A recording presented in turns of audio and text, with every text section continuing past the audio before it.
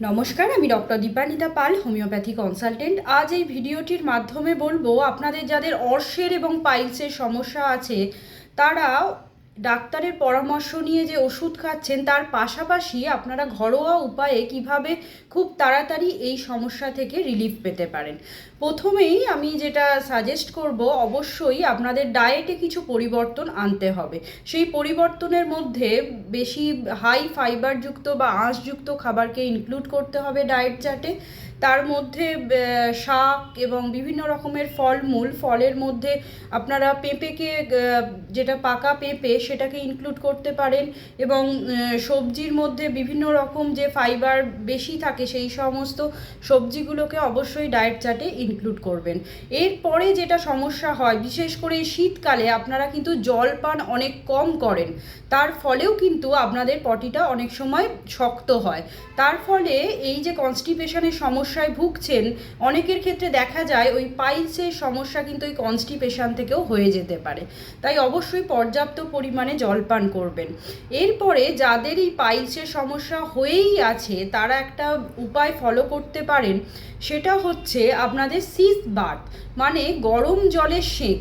একটা টাবের মধ্যে গরম জল করে, যেটা আপনার সহ্য হবে, এরকম হাতে জলটাকে লাগিয়ে দেখবেন সহ্য হচ্ছে কি না।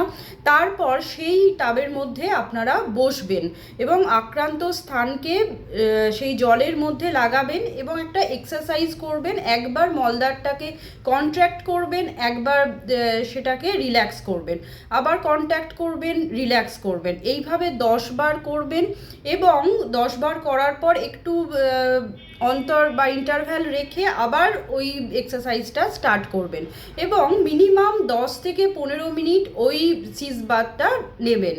তাহলে দেখবেন আপনাদের ব্লাড সার্কুলেশন অনেকটা ভালো হয়ে যাবে, তার পাশাপাশি মাসেলের যে রিল্যাক্স করে যাবে এবং ওই জায়গার ফোলা ভাবটাও কমে যাবে। তার ফলে আপনাদের যে ব্যথা হচ্ছিল সেটারও উপশম হবে। এরপরে নেক্সট পয়েন্ট বলি, অনেকের ক্ষেত্রে পাইলসের ক্ষেত্রে একটা জ্বালা ভাব থাকে, যেন মনে হচ্ছে পটি করার পর খুব জ্বলছে জায়গাটা। সেক্ষেত্রে আপনারা যেটা করতে পারেন, অবশ্যই আইস প্যাক ওই জায়গায় ইউজ করতে পারেন। ওই যে ঠান্ডা সেঁকটা আপনারা দিলেন তার ফলে দেখবেন ওই জ্বালা ভাবটা অনেকটাই কমে গেছে। এছাড়াও নিয়মিত একটা এক্সারসাইজ করবেন নিয়মিত, তার ফলেও আপনাদের ব্লাড সার্কুলেশন বেশি হবে, তার ফলে এই সমস্যাগুলো কেটে যাবে। এছাড়াও পর্যাপ্ত ঘুমের অবশ্যই প্রয়োজন আছে।